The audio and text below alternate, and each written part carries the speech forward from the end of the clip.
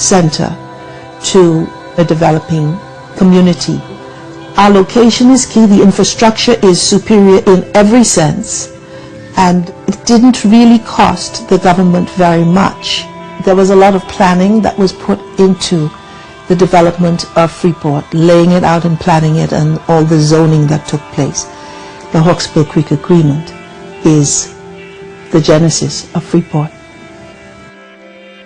What Wallace Groves merely envisioned in the 1950s unfolded on a grand scale over the following decades, with these other two creative thinkers at the helm. Freeport was poised to reach yet another milestone in its brief but fruitful history when the Grand Bahama Port Authority entered into an agreement with the government called the Freeport Grand Bahama Act of 1993. Relief from real property taxes was granted until 2015 in consideration of numerous economic and social initiatives to be undertaken by the Port Authority. 21 mandates were given, and true to form, not only were they all fulfilled, but we today enjoy the benefits of their implementation for ourselves, our children, and successive generations.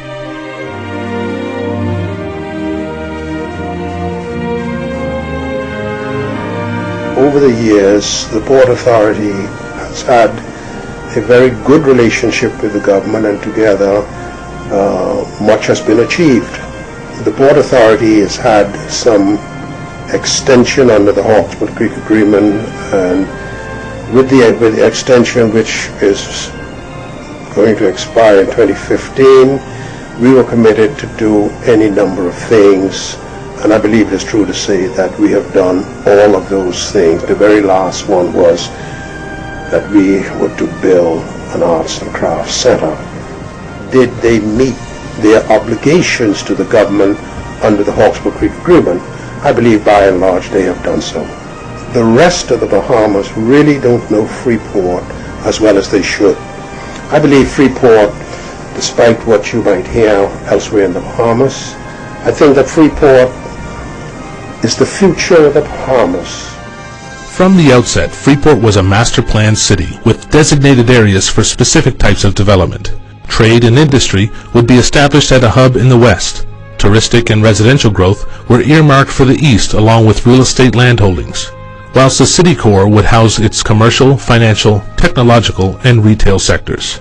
Today, we can proudly boast of having the deepest harbor and largest mega transshipment terminal in the Western Hemisphere, one of a select few of destinations with U.S. pre-clearance airport facilities and an 11,000-foot runway, world-class industrial tenants, miles of paved roadways and canal waterways, acres of beach and canal properties available for real estate development, reliable power, superior communication services, healthcare and educational facilities, a well-educated population who enjoy a high standard of living, and a structured regulatory framework that oversees proper running of the city.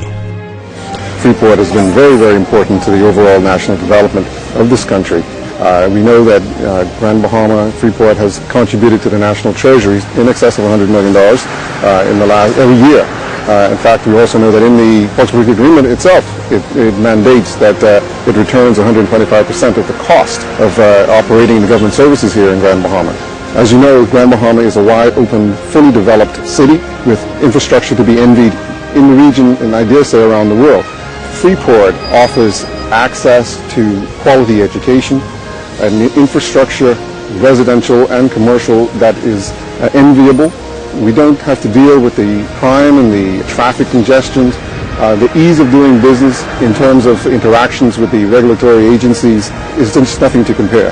When we talk about the cost of real estate and the size of the properties that you can get for the same kind of monies that you would invest in Nassau, there's no comparison. And we're not talking about properties in rundown areas, we're talking about quality properties of wonderful size. If you look at our canal front system, we have the largest canal system, I think, anywhere in the country for sure, and probably in the region.